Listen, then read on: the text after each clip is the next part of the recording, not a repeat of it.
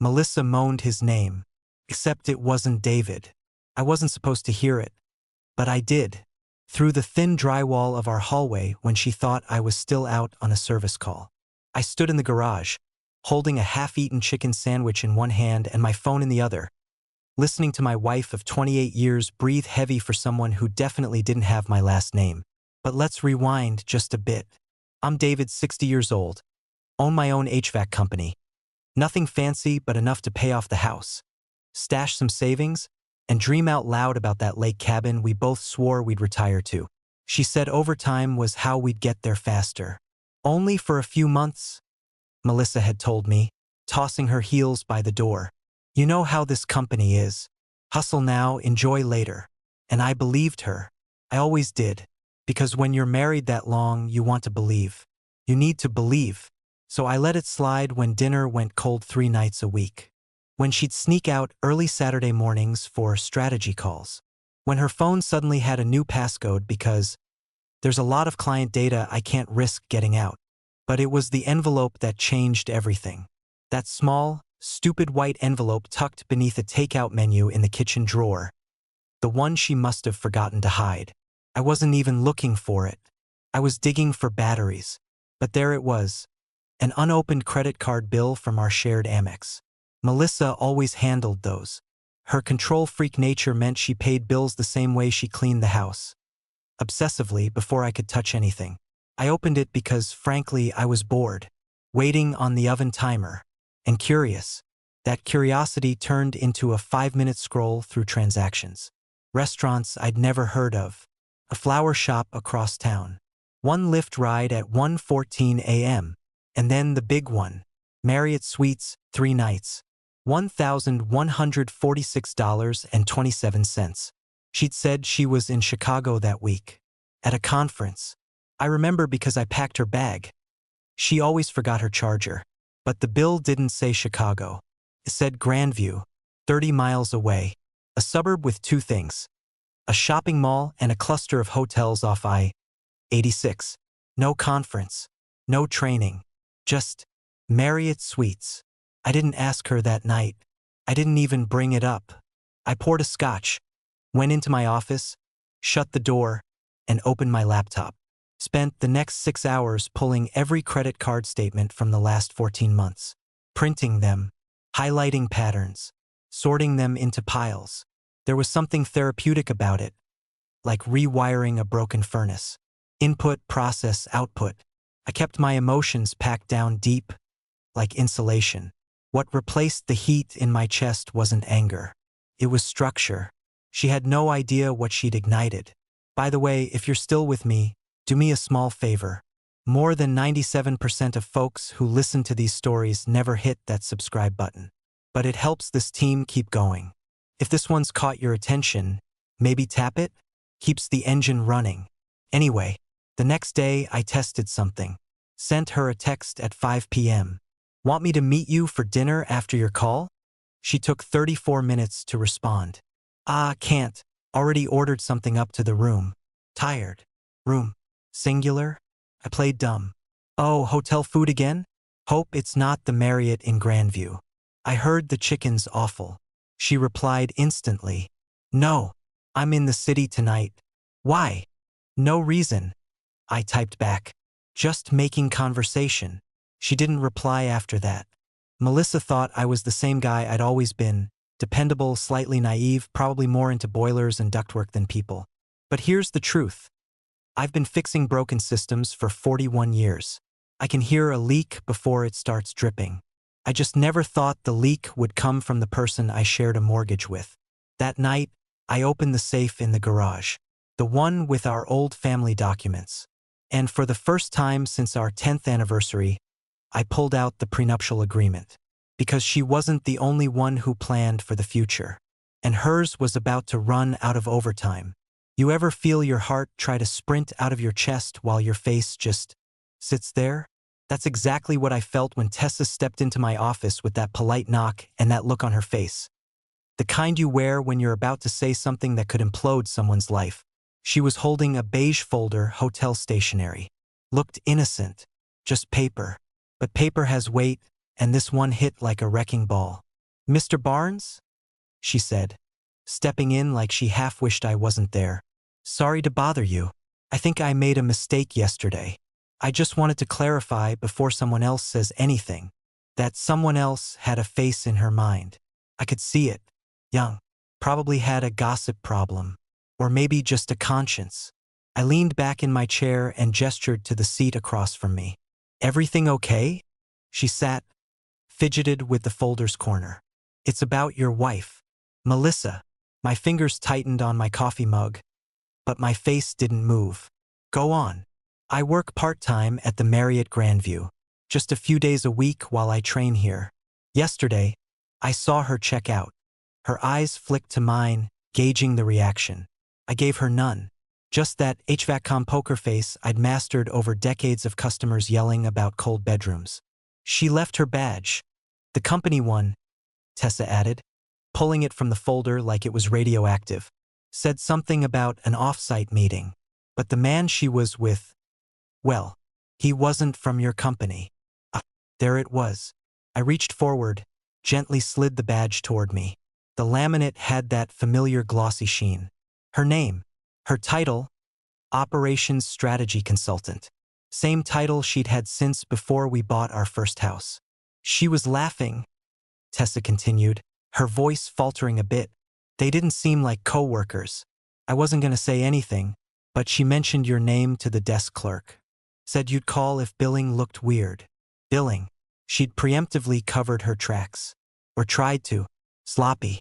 She used to be more careful. I looked at Tessa, keeping my voice steady. That'll be all. Thank you. She blinked. You're not upset? I don't get upset, I said, standing. I take notes. Her face flushed. She nodded quickly and left. When the door clicked shut behind her, I finally let out a breath I didn't know I'd been holding. Not a sigh, more like releasing a pressure valve. Controlled. Surgical. Melissa had slipped. And fate apparently had a sense of humor. That slip walked right into my company's front desk. I turned toward the file cabinet and pulled out a folder marked legal. Inside was an old business card. White, matte, one corner slightly dog-eared. I ran my thumb across the embossed name. Daniel K. Wynn Esq. He'd helped us with the trust paperwork a decade ago. The same year Melissa suggested we simplify our prenup. Said the tax structure was outdated. Said her accountant had flagged it. I remember thinking, back then, why would she care so much about something she swore would never matter? I know why now. Funny how everything starts to glow in hindsight. I didn't call her. I didn't storm into her office or send some angry text. No, I called Wynn. Asked if he still had access to our old agreement. He said he did. Asked why. Just reviewing some numbers, I said casually. Estate prep. Then I called another number. One I hadn't used in 2 years. Grandview Marriott. How can I help you? I smiled. Hi, yes. I'm trying to confirm a reservation that should have ended last Thursday. Under the name Melissa Barnes. Pause. Clicking. Then, yes, sir.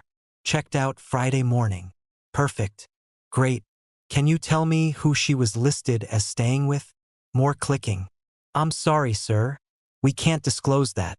Totally understand, I said. No need. That's all I needed. I hung up. Didn't need the name. I had the badge. I had the billing. I had a girl with a conscience who'd walked into my life at the exact moment I needed her. The rest would come. They always think it's about catching them. They're wrong. It's about timing. And mine had just become immaculate. The woman at the bank didn't look old enough to remember cassette tapes, but she handled that safe deposit box key like it was forged by gods. Mr. Barnes, just a moment, she said politely, swiping her card, entering her PIN, then turning to unlock the steel door that hadn't been opened in at least 6 years. I could tell from the dust, from the smell, old paper, metal, like the inside of a locked drawer in a dead man's study. She slid the long metal tray out and left me alone in the tiny viewing room. Beige walls. No clock. Just a table, 2 chairs, and a camera watching from the corner. I didn't care. Let them watch. Maybe someone else would learn something. The envelope was right where I left it. Tucked beneath our marriage license, some stock certificates, a sealed envelope labeled Life Insurance Mel. I smiled at that. She always abbreviated her name when she wanted to sound cute. Mel and Dave was how she'd sign our anniversary cards. I used to keep them in a drawer. Now, I burned one in the fire pit every Friday. But the envelope I came for was stamped in red ink. Confidential, legal. I opened it carefully, like defusing a bomb. Inside was the original draft of our prenup, the one she had me sign 12 years ago during what she claimed was just a minor restructuring. Her accountant, Greg or Gary or something, had suggested it. To minimize tax exposure if the company expands, she'd said over wine. You don't need to read it, she'd added, sliding it across the counter while we ate takeout. It's basically the same thing, just cleaner. I'd read it anyway. I always read contracts. HVAC work taught me that a misplaced decimal can flood a house. And I noticed something missing. Clause 9C. It had been in the original draft from our first prenup, an ironclad clause that nullified her claim to any of our shared assets in the event of infidelity. It was her idea back then, ironically, said she wanted us both to feel safe. But in the new version, gone, quietly removed. And when I asked, she shrugged. Babe, seriously? You think I'm planning to cheat just because my accountant told me to update some wording? And I'd nodded, smiled, signed. But I kept the original. I even had my own copy notarized by a friend, a quiet guy I helped with a furnace job in exchange for legal favors. Now, I pulled that second envelope from my coat and placed it next to the old one. One white, one ivory, time-stamped, initialed, and now together in the deposit box like matching knives.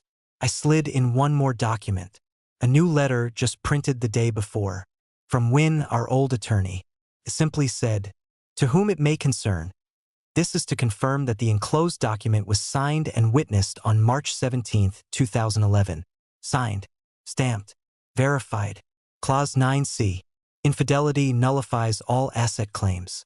Melissa had assumed I'd shredded it, or forgotten, or been stupid. But I wasn't stupid. I was quiet, and quiet men don't forget the small print. They store it. I locked the box again, thanked the girl at the counter, and walked out into the fall sun. That ache in my chest, the one that had been there since I heard her laugh through the drywall, it hadn't vanished, but it had changed, hardened, taken on shape and edge. This wasn't grief anymore. It was planning, because I realized something, standing at that vault.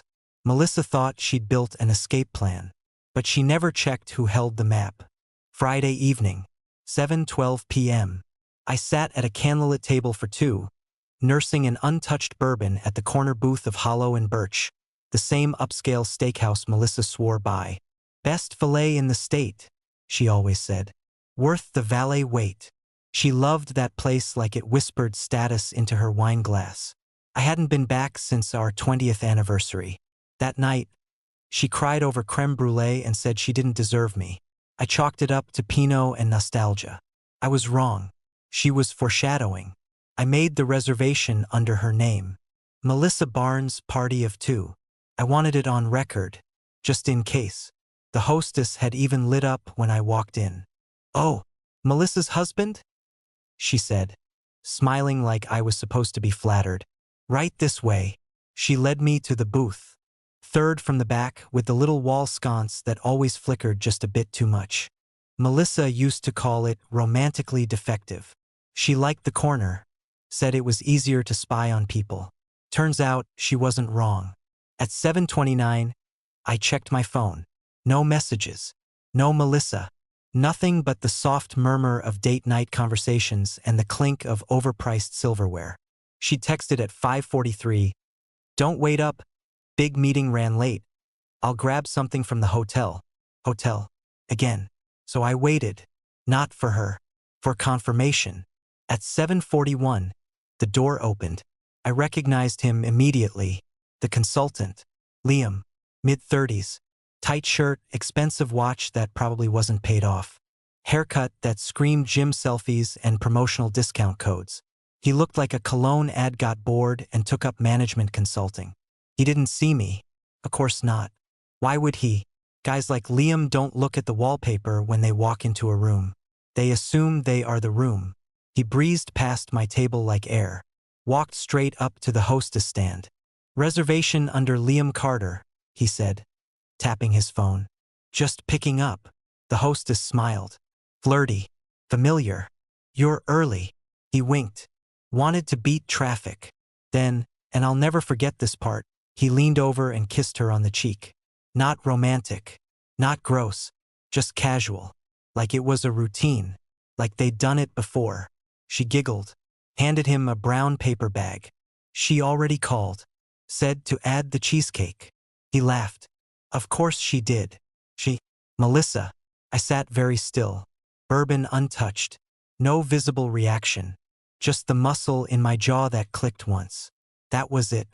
Liam turned, bag in hand, and walked past me again. This time, his eyes swept across the room, and I thought for a split second he might make eye contact. But no, just a blur. Just another husband in a booth alone. He left. I stayed for 2 more minutes.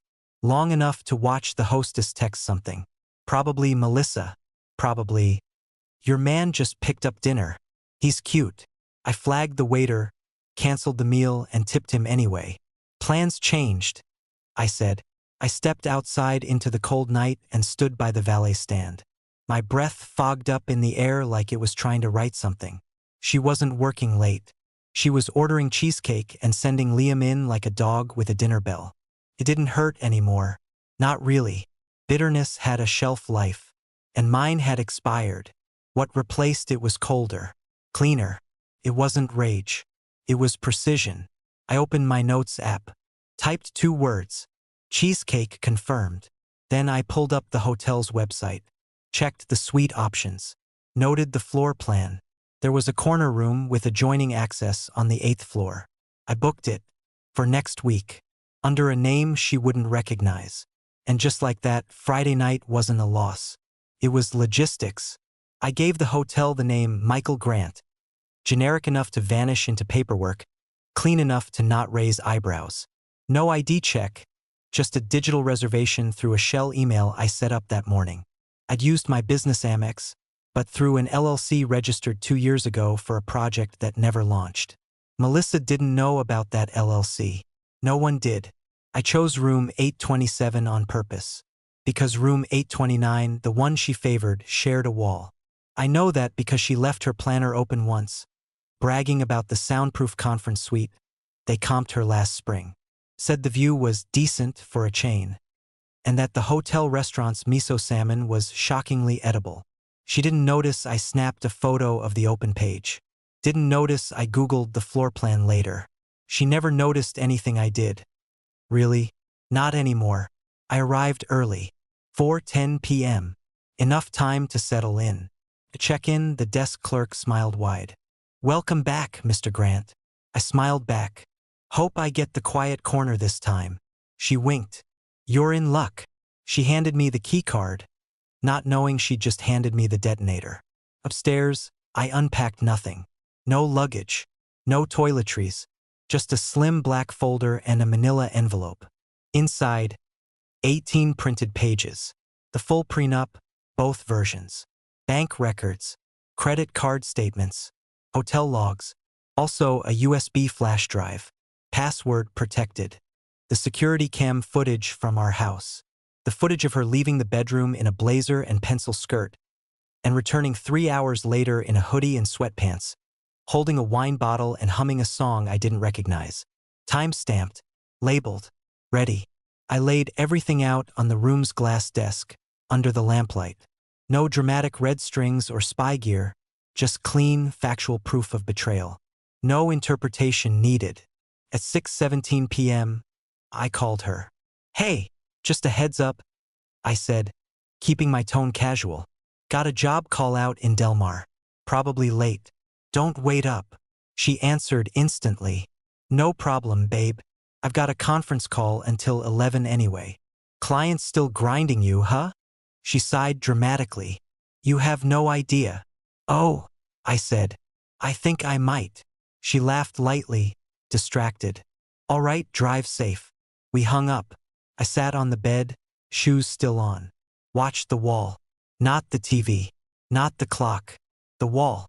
Because through that drywall and insulation and hotel-grade veneer, her night was starting. 8:03 p.m. Muffled voices. One male. One female. 8:11 p.m. A thud. Shoes. Laughing. 8:19 p.m. Running water. Shower. Her voice, louder now. The flirtatious cadence she used to save for vacations. The one she used with me when she wanted something, or when she wanted to distract me. 8:42 p.m. Laughter. His this time. I didn't flinch. I made notes. I was no longer collecting evidence. I had enough of that to floor a judge. Now I was arranging the theater.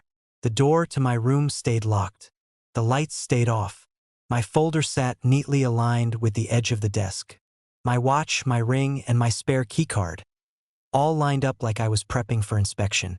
At 9:31 p.m., I heard her say, clear as day, God, I love how quiet it is here. Nobody bothers us. That word sat in my chest like a stone.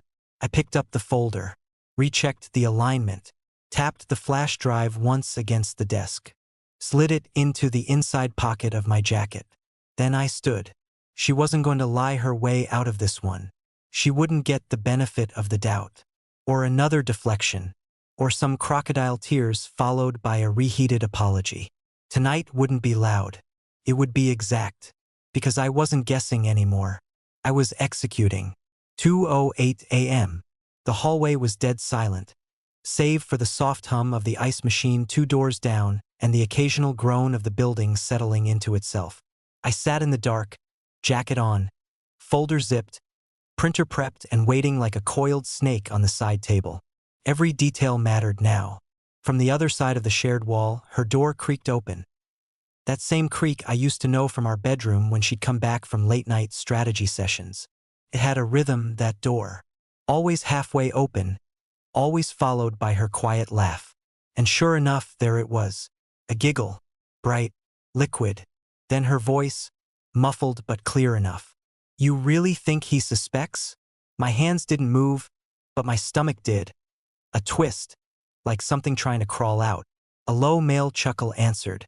Couldn't make out the words, but the tone was confident. Familiar. Probably the same tone he used when pitching his consulting packages or brushing his teeth in someone else's home.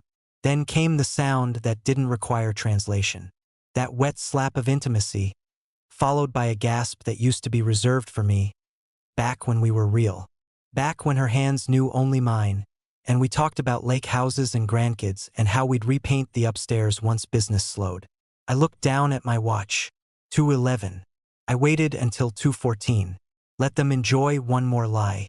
One more stolen moment before I ended the fantasy. I rose slowly. No anger. No tremble. Just cold, practiced efficiency. I stepped to the desk. Opened the laptop. Clicked print. The hotel's mini printer words softly, spitting out the final page. The statement of asset waiver, time-stamped, signed by me, with signature lines waiting for hers. At the bottom, bold font.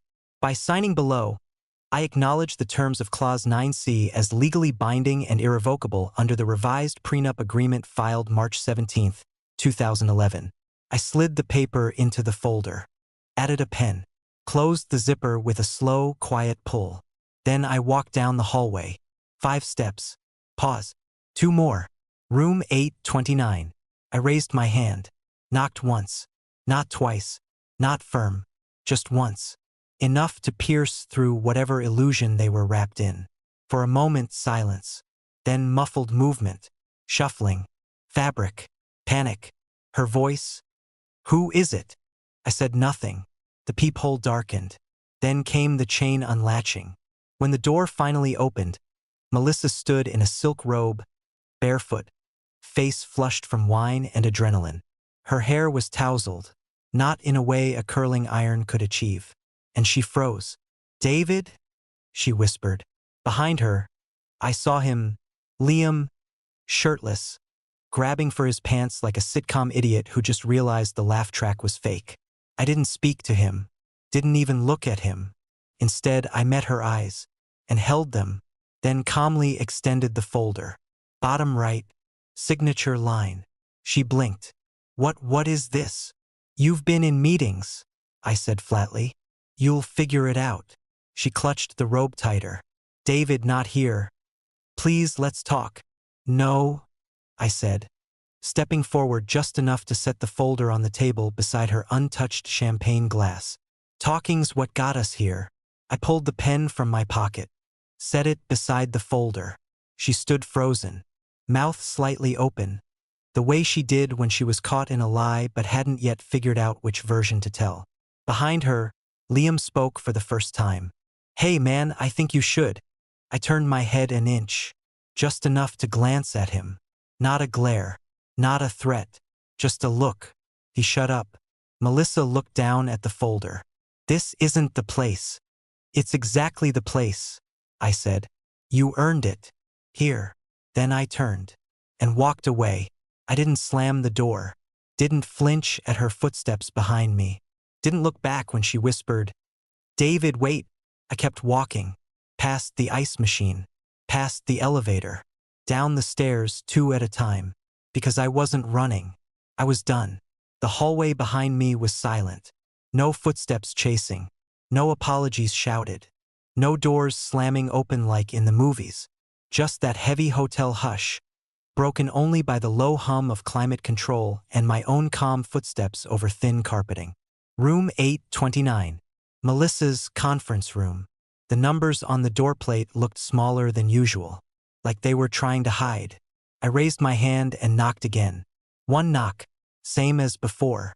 The pause was longer this time. Then the handle clicked. The door creaked open. And there she stood, robe loosely tied, collarbone damp with sweat, mascara slightly smudged. She looked less surprised than she should have, like some part of her had been waiting for this moment, tucked beneath all the lies. David? She gasped, voice shooting up half an octave. Behind her, Liam froze mid-motion, tangled in the hotel's white blanket, half-dressed, half-shocked. His eyes widened when he realized who I was. Not the husband he pictured, apparently. I said nothing. No hello.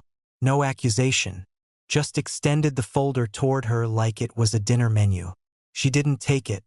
What is this? She whispered, already backing up a step. Her robe shifted slightly, exposing a bare thigh. I didn't react. Her words came fast now, desperation slithering between syllables. David, please. This isn't what it looks like. I raised an eyebrow. She tried again. You're not listening. I cut her off, voice low, precise, like I was dictating instructions for a machine. Sign here, bottom right. She blinked. You brought divorce papers? To a hotel? At 2 in the morning. You brought him? I said, flicking my eyes to Liam, who looked like he was silently trying to phase through the mattress. She stepped into the doorway, trying to pull the robe tighter, to regain some illusion of control. You don't have to do this here, she hissed, glancing into the hallway. People could see. I'm not doing anything, I said. You already did. She swallowed. I held the folder steady, unshaking, the manila edge catching the hallway light just enough to reveal the watermark of our attorney's firm. She didn't move, so I took one step forward, brushed past her, and walked to the small circular table by the minibar. There 2 flutes, one empty, one with lipstick still fresh, a half-finished bottle of champagne, condensation pooling at the base. I set the folder down next to it, reached into my jacket, pulled out the pen, laid it gently on the table right beside the glass, then turned back to her. Her mouth was still open. David! I walked toward the door, past her. She didn't try to stop me, didn't touch my arm, didn't plead. Maybe because she could feel the shift, the absolute, irreversible tilt in the room.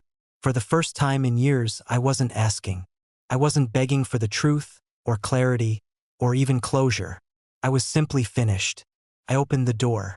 Liam coughed behind me, like he wanted to speak, maybe explain, maybe defend her. He didn't. Good choice.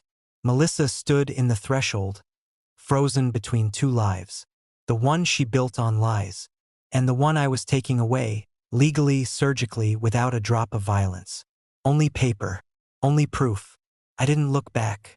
Didn't say goodbye. Didn't slam the door. I let it swing shut on its own. Behind me, I heard her whisper something. I couldn't make out the words. Didn't care. Because I'd already heard all the lies she had to give.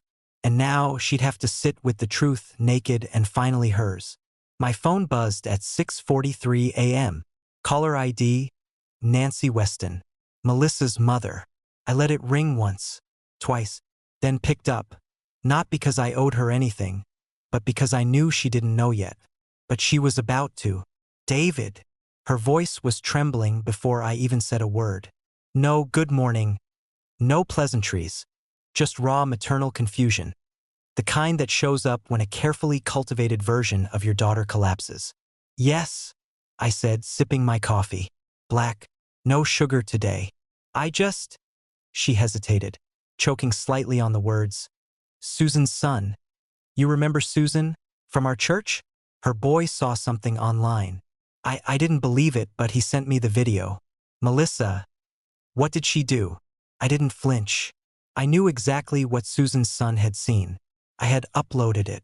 Security camera footage. From our Ring system. Melissa leaving the house at 5:38 p.m. hair done. Blazer tight, rolling suitcase in hand.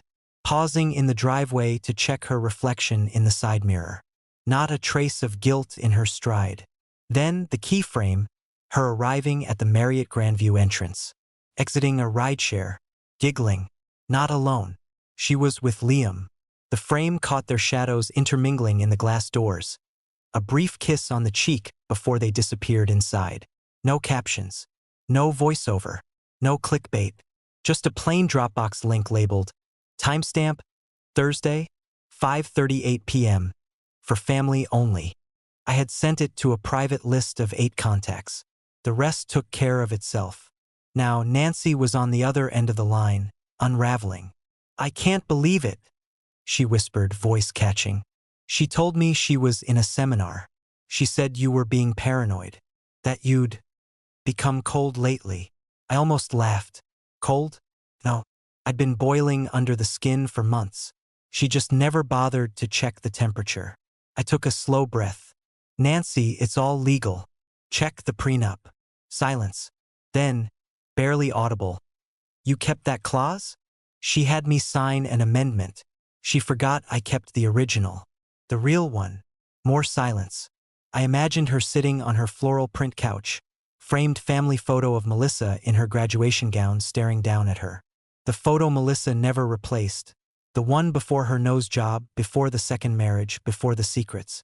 I warned her, Nancy finally said, voice small. Years ago, I warned her. She always plays too close to the line. She didn't just play, I said quietly. She crossed it, with both feet.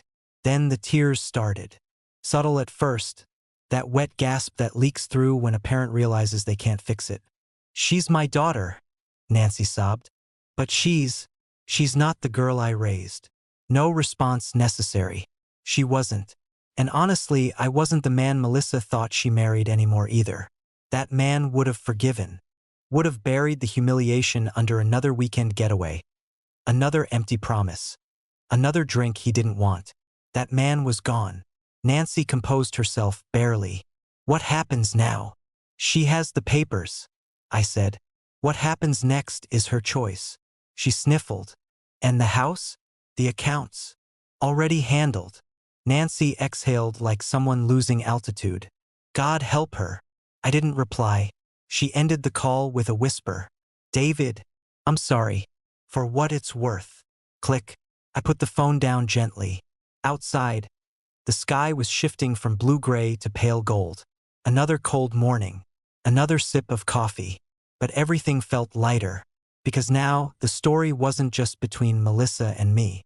Now the mirror had cracked in front of her entire world, and I didn't have to lift a finger to explain it. The evidence did that for me. And the silence after? That was hers to sit in. At exactly 9:17 a.m., Melissa tried to move money. $12,500. An urgent transfer from our joint savings account to her personal checking. The transfer failed. She tried again. Failed. Then she logged into the app and saw the alert banner in red. This account has been temporarily restricted by the primary account holder. Please contact your institution. She didn't understand it at first, or pretended not to. That account had always been her escape hatch, her soft landing. She used to joke, "At least if we go bankrupt, we've got savings for tequila and therapy." She never imagined the parachute would fold mid-fall. 10 minutes later, she was on the phone with our lawyer. Well, her lawyer now, Alan Grossman, a man who once shared whiskey with me in our living room after the holiday party, grinning like he was family. That was before Melissa whispered in his ear about changing firms. Now he was fielding her calls, trying to untangle a legal noose she didn't know she'd tied. He emailed her the clause. Clause 9C. Highlighted. Underlined. Timestamped. Witnessed. Infidelity nullifies all postmarital asset claims, financial entitlements, and income-sharing expectations, including joint and co-managed accounts. Alan added a note below in a separate paragraph. Melissa, I've reviewed both the original and the amended agreements. David's position is legally sound. I suggest mediation, but your claim over shared funds is non-viable unless you can prove coercion or document tampering. Neither appears present. She never read the amendment. Not really. She had insisted on it, but never reviewed the final filing, because she assumed I would be the one with something to hide. When she finally called me, I was at the shop, replacing a bad relay on a rooftop unit while my guys ran lunch pickups. Phone buzzed. Melissa. I almost let it ring, but I picked up. David? She started, voice already fraying at the edges. What the hell is happening? I can't access the account. It's restricted. You froze it. I redirected it, I said flatly. Legally. You can't do that. I paused, let the silence fill the air. Melissa, I said, I'm not doing anything. I just stopped protecting you. She sucked in a breath like I'd slapped her. I could hear it, that sharp intake, the sound of a woman realizing the floor she danced on was paper thin, and she was barefoot. I need to pay my car, David. I need to live. You should have considered that before checking into hotels with Liam on our dime. Don't do this, she snapped, voice now brittle cracked. This is spite. No, this is structure. Then I hung up. 5 minutes later, she tried again. This time she called my sister, because the house, the one she used for Instagram tours and clean girl aesthetic reels, that house had been quietly transferred 4 years ago into a land trust, legally owned by my sister as custodian. I told Melissa it was for liability protection in case a customer sued me. She nodded, didn't read the paperwork. Now she was realizing what she'd signed away in exchange for granite countertops and influencer-friendly lighting. My sister didn't answer her call either.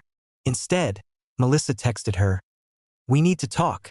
This is bigger than David." My sister replied with a single emoji. Locked. No words. Just a lock.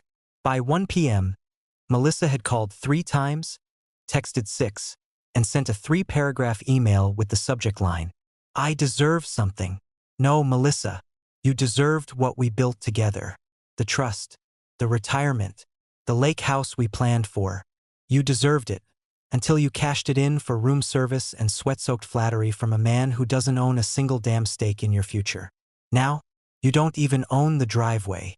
Everything you leaned on, me, the account, the house, the name, is gone. And for once, not because I walked away, but because I stood still, and you kept walking past me. The mediation room smelled like fake lemon and recycled anxiety. Off-white walls, 2 plastic pitchers of water sweating under fluorescent lights, and a laminate table scarred from years of broken promises and nervous fingernails. Melissa sat across from me in a beige blazer she used to wear on client Zoom calls, back when she still performed the role of professional wife. Her face was drawn, thinner. The makeup didn't help. It just made her look like someone trying to retouch her life in real time. Her lawyer was a guy I didn't recognize. Not Alan. This one was younger, aggressive in posture, but clearly out of his depth. He had that desperate energy, like he'd taken this case thinking it would be simple, then opened the folder and saw the pit. Melissa leaned forward. I gave up my life for him, she began, voice cracking at all the right beats. I supported him while he built his business. I worked nights, sacrificed vacations, skipped holidays, all for our future. Her attorney added quickly, we're requesting reconsideration of joint asset access based on contributive support and spousal precedent. I waited, let the words echo off the walls, then reached into my jacket pocket and pulled out a silver flash drive. No theatrics, no smirk, just slid it across the table. It stopped right in front of the judge. He raised an eyebrow. What is this? Time-stamped video clips, I said evenly, of her not working, while claiming overtime on shared documentation. Hotel lobbies, dinners, guest room doors. Everything that contradicts her statement. Melissa's breath caught. Her lawyer actually leaned back, like gravity suddenly shifted. I continued, still calm. All sourced from hotel security footage, our shared ring system, and 2 internal systems she forgot she once asked me to install, for safety. The judge nodded slowly. Thank you, Mr. Barnes. That'll be reviewed. But I don't believe further delay is needed. He flipped through a small file, pulled a page and signed it. All terms remain. Divorce granted. Per prenuptial clause. The respondent forfeits claims on joint financial assets, business holdings, and residential property. Melissa stared. That was it. No last-minute ruling. No dramatic reversal. Just the sound of legal paper being placed into a folder, like the closing of a coffin. I stood, buttoned my jacket.